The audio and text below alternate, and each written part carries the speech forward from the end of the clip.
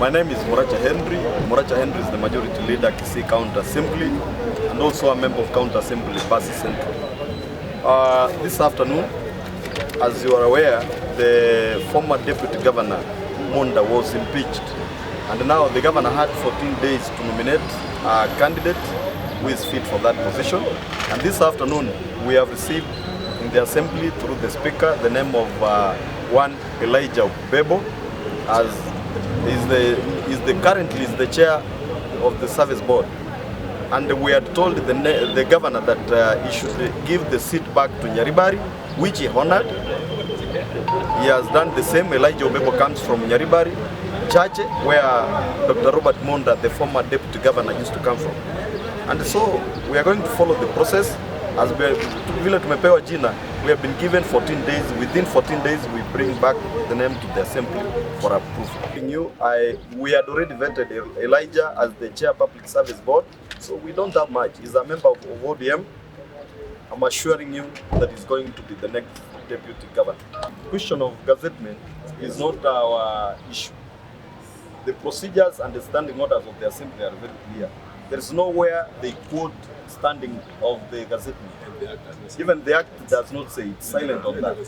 Kamati ya bunge, ya kamati ya appointments, tutaenda pale tuketi, tuangalie ile CV ya Mheshimiwa Obebo, tuipige msasa, tuangalie kama ako sawa. Akiwa sawa, tutaleta lile jina bunge. Lakini nafikiri sisi kama committee kwa tumeketi, tumeshamfanyia vetting bunge, tukiwa tunampatia nafasi ile ya chair public service board. Ni jamaa ambaye yuko sawa. And mimi kama mwanakamati wa hiyo kamati ashapata marks yangu yote.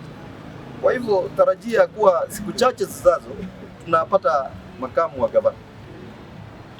Mheshimiwa Munda ana haki ya kuenda katika court, lakini sisi hatujapokea court order yoyote ya kutuambia tusifanye process yoyote.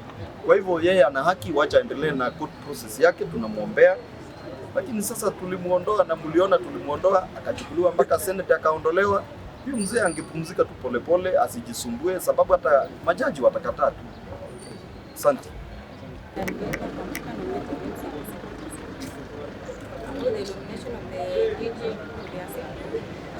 I just hope that and I pray that this is what is going to help our government to deliver.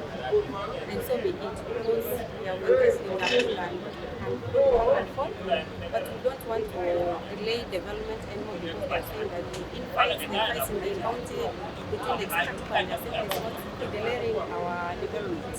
If this is going to help our county government to deliver, then we pray that the county simply does the due process, and I just hope the legal process was followed so that we get